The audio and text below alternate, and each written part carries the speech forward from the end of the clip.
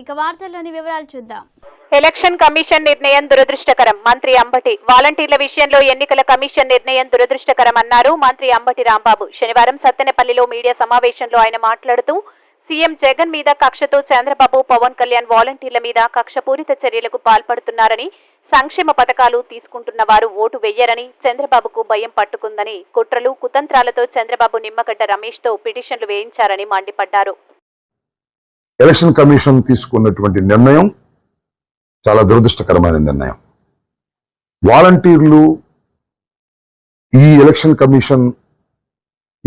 Commission తీసుకున్నటువంటి నిర్ణయం ఈ కోడ్ ఆఫ్ కాండక్ట్ ఉన్నంత వరకు కూడా వాలంటీర్లు ఏ విధమైన సంక్షేమ కార్యక్రమాలు పంచకూడదు అనేటువంటి నిర్ణయం వల్ల తీవ్రంగా ఇబ్బంది పడేవారు పెన్షన్ తీసుకుంటున్నటువంటి అవ్వాతాతలు, వికలాంగులు.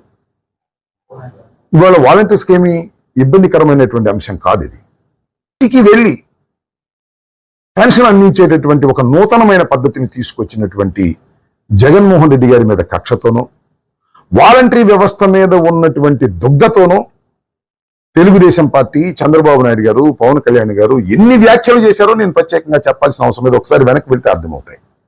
వాళ్ళు పిటిషన్ పెట్టింది ఎవరండి? నిమ్మగడ్డ రమేష్ బాబు గారు ఎవరి తాలూకా అండి? ఎంత ఘోరంగా వ్యవహరించారని ఇంతకు ముందు ఆయన ఉద్యోగం చేస్తున్నటువంటి రోజుల్లో చంద్రబాబు నాయుడు గారు, పవన్ కళ్యాణ్ గారు కలిసి వాలంటీర్ల మీద కక్ష తీర్చుకోవాలనే ఉద్దేశంతో ఆయన మీద పిటిషన్ పెట్టించి, ఆయన ద్వారా పిటిషన్ పెట్టించి ఎలక్షన్ కమిషన్ ఈ రకమైన దురదృష్టకరమైన నిర్ణయం తీసుకోవడం వలన వాలంటీర్లు కాదు ఇబ్బంది పడేది అవ్వాతాతలు, రాష్ట్రంలో ఉన్నటువంటి పెన్షన్ తీసుకునేటటువంటి ముసలి వారు ఇబ్బంది పడుతున్నారు. దీన్ని గమనించాలి. చంద్రబాబు నాయుడు గారు కక్షపూరితంగా ఈ కార్యక్రమాలు చేయించుతున్నాడనే విషయాన్ని దయచేసి ప్రజలు, ముఖ్యంగా అవ్వాతాతలు, వికలాంగులు గమనించాలి, వీడియోస్ గమనించాలని కూడా ఈ సందర్భంగానే మనవి చేస్తున్నాను.